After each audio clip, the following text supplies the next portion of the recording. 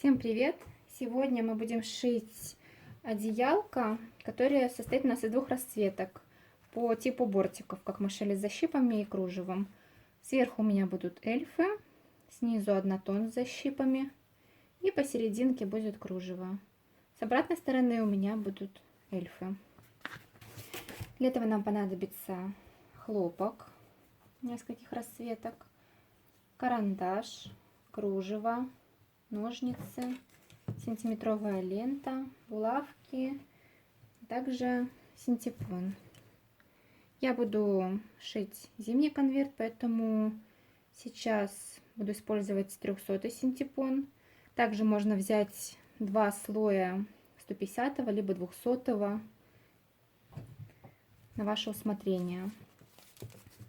Для начала нам нужно из однотонной ткани вырезать прямоугольник, вот этот вот нижний. Он у меня размером 100 сантиметров на 55 сантиметров. Размеры вы можете взять любые, а потом уже после того, как сделаете защипы, уже вырезать остальные части. Можно взять 90, но одеялко будет где-то на сантиметров 7-8 меньше. Это нужно учитывать. Теперь нам нужно сделать защипы наши. Для этого мы вот так вот складываем на косую наш отрезок и проглаживаем эту линию. Лицевая сторона у нас лицом вверх, изнанка внутри.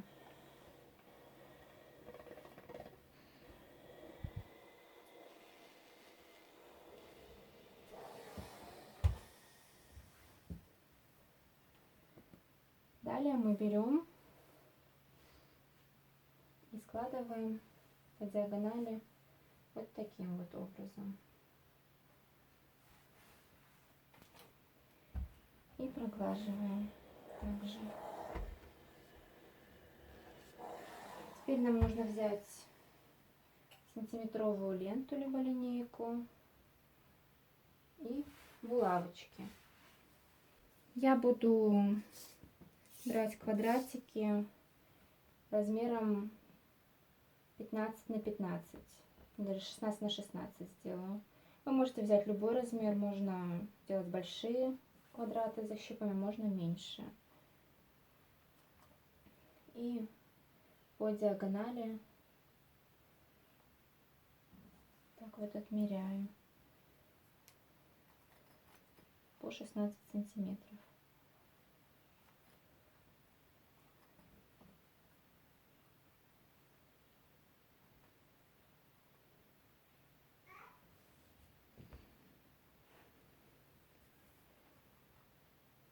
И далее по этой диагонали мы то же самое дальше делаем. И вот таким вот образом мы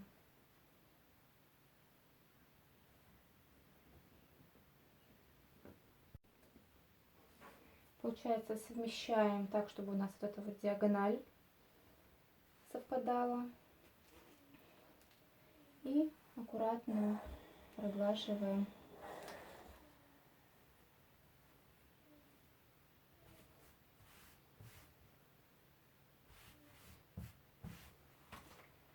нашу линию. То же самое вот с этой линией.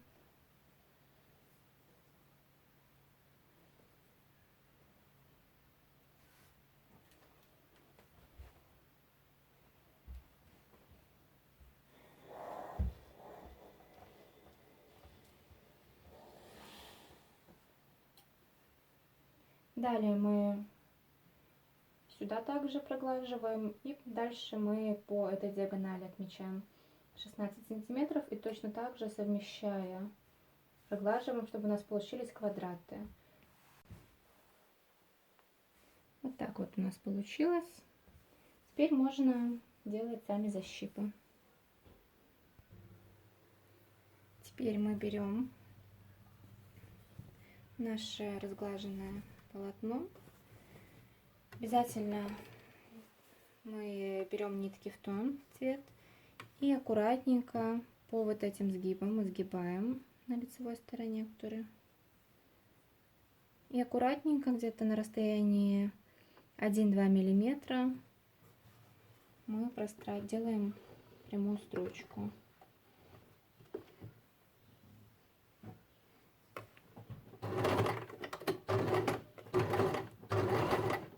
Если у вас есть специальная лапка для защипов, то она, конечно же, облегчит работу вам.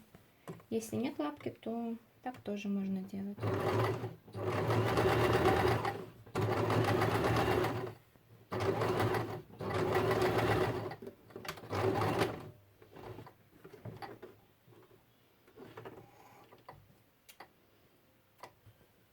Вот так вот у нас получается. Далее мы идем дальше и следующую линию. Так вот мы по очереди сначала параллельные линии прострачиваем, а потом уже будем прострачивать другие перпендикулярные.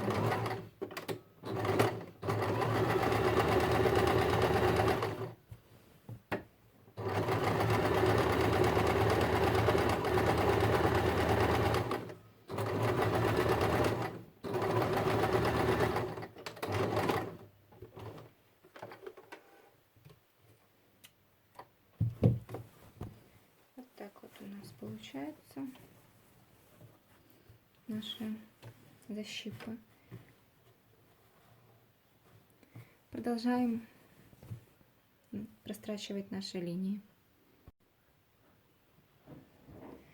Когда мы прострочили наши линии по одной стороне, нам нужно прострочить по другую сторону.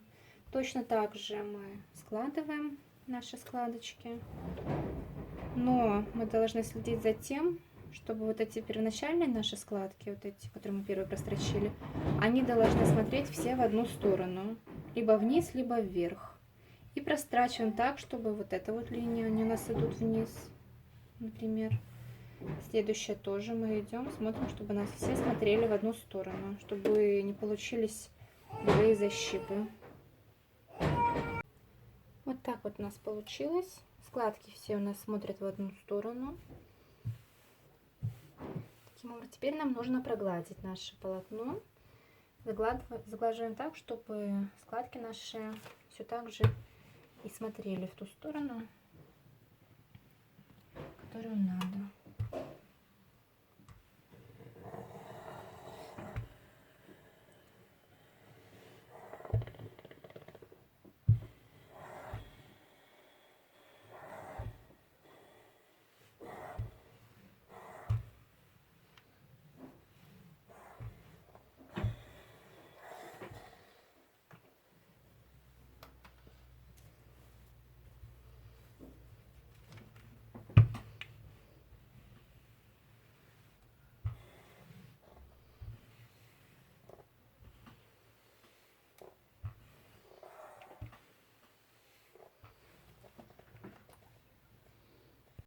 Теперь нам нужно выровнять наш отрез. Вот здесь вот у нас остались кусочки, нужно их обрезать, чтобы у нас был ровно прямоугольник.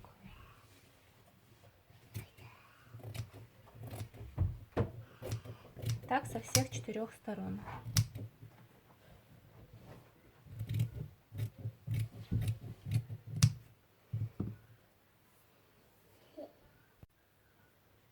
После того, как мы выровняли наш прямоугольник, нам нужно измерить его. У меня получился размер 94 на 52. Теперь нам нужно вырезать точно такой же прямоугольник. То есть в моем случае 94 на 52. Можно разложить ткань, сложить лицом к лицу и вырезать так ровненько. После того, как мы вырезали наш второй отрез ткани, нам нужно сострочить их между собой. Складываем их лицом к лицу. И если у вас есть рисунок, как у меня эльфы идут так. И вот я смотрю, чтобы низ у меня совпадал, чтобы получилась одеялка красивая. Скалываем внизу булавками, точнее посередине, и прострачиваем на ширину лапки.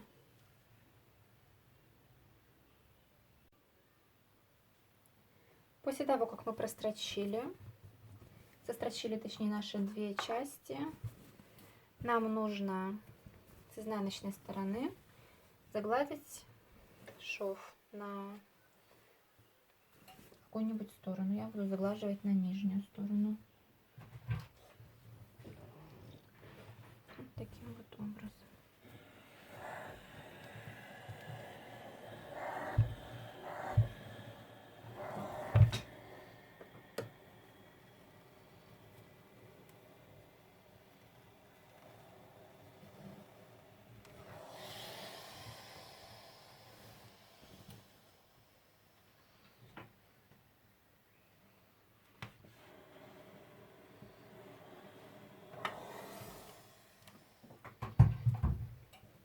И теперь к нашей вот этой вот части можно пришивать кружево, пристрочить.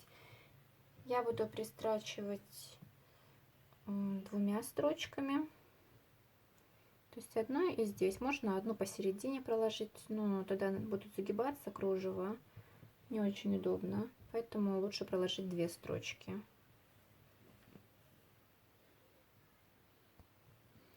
Не забываем делать закрепки в начале и в конце строчки.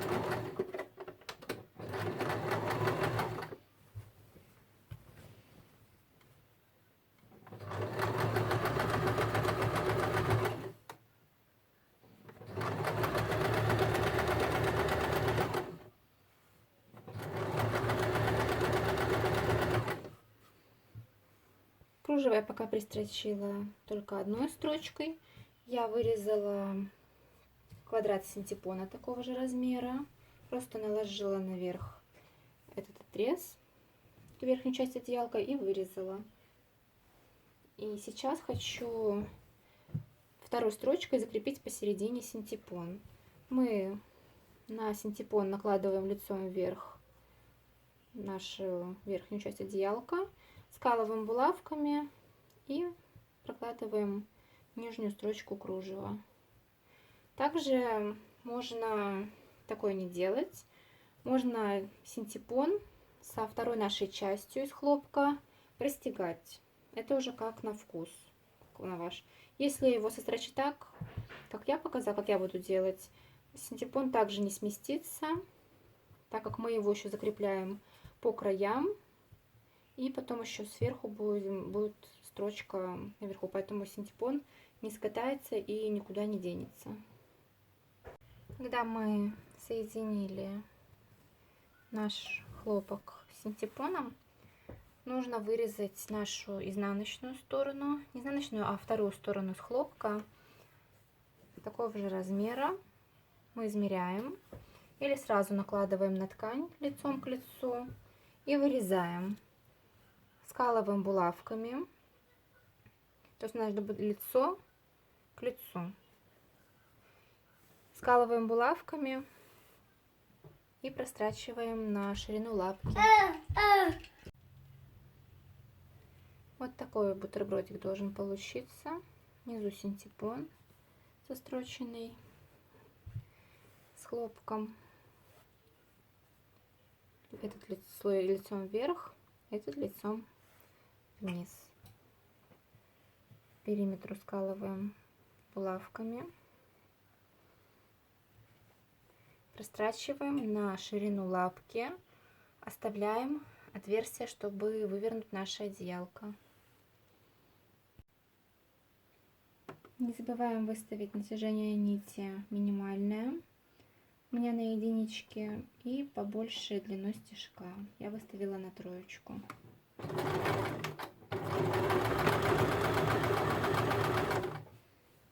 Прострачиваем не спеша,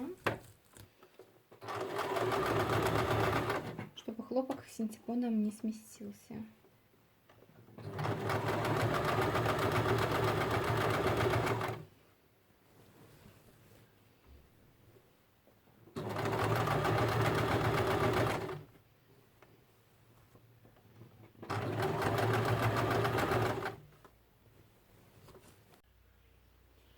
Когда мы прострочили наше одеялко, мы срезаем наши уголки, не доходя до строчки, чтобы строчка не распустилась.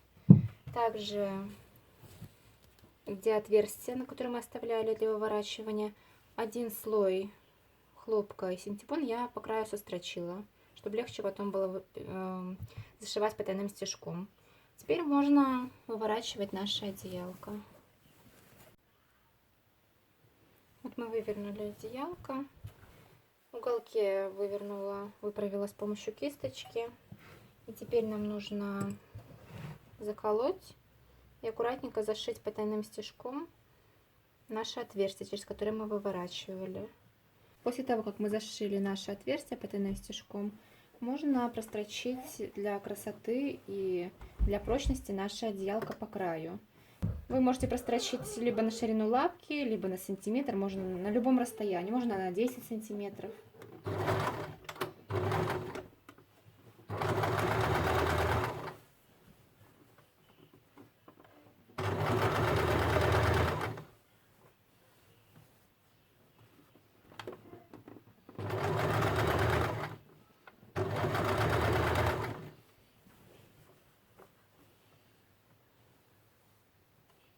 Аккуратно выравниваем наш шов, чтобы ничего не топорщилось. И прострачиваем так по всему периметру. Вот такое у нас получилось одеялко, после того, как мы его окантовали по краям. После этого можно прогладить одеялко. И если хотите, такое одеялко можно также использовать как конверт на выписку. Его можно дополнить бантом на резинке. Как его сделать, вы найдете у меня на канале, либо я оставлю ссылки в описании под видео. Также к такому одеялку можно сделать бортики с защипами. Как делать такие бортики, я показывала. У меня есть 2 мастер-класса. Я также оставлю ссылки в описании под видео. Если вам понравилось мое видео, ставьте лайк и подписывайтесь на мой канал. До встречи!